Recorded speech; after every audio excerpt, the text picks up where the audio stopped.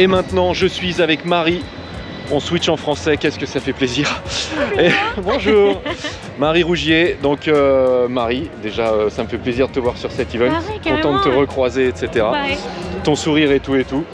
Et parle-nous un peu plus de toi et donc principalement de cette saison, comment ça s'est passé pour toi? Cette saison, écoute, j'ai fêté mes 30 ans cet hiver, du coup je me suis posé beaucoup de questions. Happy et je me suis dit waouh, ça va être compliqué maintenant, tu vieillis ma petite. Et en février, je me suis fait un petit pincement au niveau du disque et je me suis dit bon, ça va être compliqué la saison.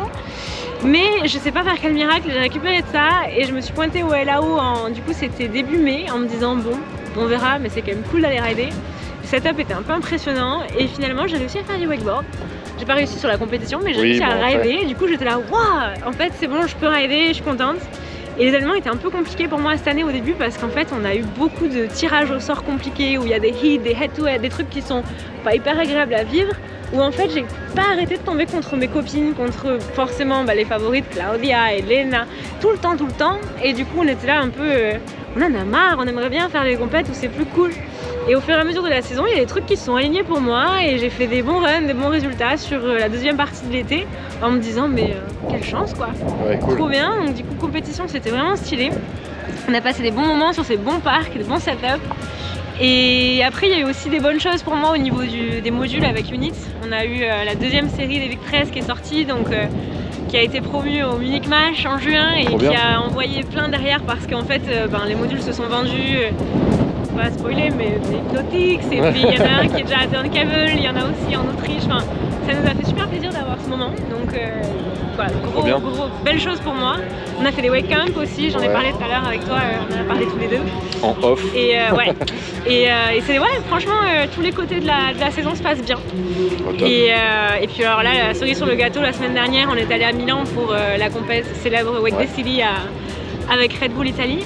Et incroyable, Jamie et moi on a mis tout ce qu'on voulait ensemble au bon moment et on a réussi à prendre la première place du podium. Première place, j'ai vu ça. Complètement brillé, on savait même plus pourquoi on était là, on n'a rien compris. Et on a été vraiment très heureuse jusqu'à ce que je reçoive ce mail de la part de Johan du FIS et qui me propose de venir ici en me disant écoute Marie, si ça t'intéresse, on cherche des nanas pour venir, est-ce que ça t'intéresse, on vous aidera avec les billets d'avion, avec l'hôtel et il y a des beaux billets à gagner. Du coup on a tout été un peu surprise et émerveillée en se disant écoutez, on est motivés, on vient. Allez, c'est parti. Donc Claudia, Elena, Nicole, moi on s'est dit on y vient. Nous voici au Danemark. Donc on est au Danemark, à Aarhus. Aarhus, ville d'Aarhus d'ailleurs, on adore. Dans le port. Là, avec la houle aujourd'hui. Ouais, alors c'est vrai que le Danemark au mois de septembre, c'est un peu à double tranchant. Bon, il y a 2 jours, on était sur des super journées. Hier, c'était bien encore. Et aujourd'hui, on est sur la côté du deuxième tranchant. Et sur le deuxième tranchant du côté, voilà, exactement. Mais c'est juste un bonnet, hein. Il n'y a pas si froid que ça. Donc on est dans le port. Le port est juste énorme et malgré tout, il y a un peu de houle autour de nous. Regardez 60 cm de houle là pour nous et ça revient à l'équivalent. Voilà, période 10 secondes, voilà, le swell arrive.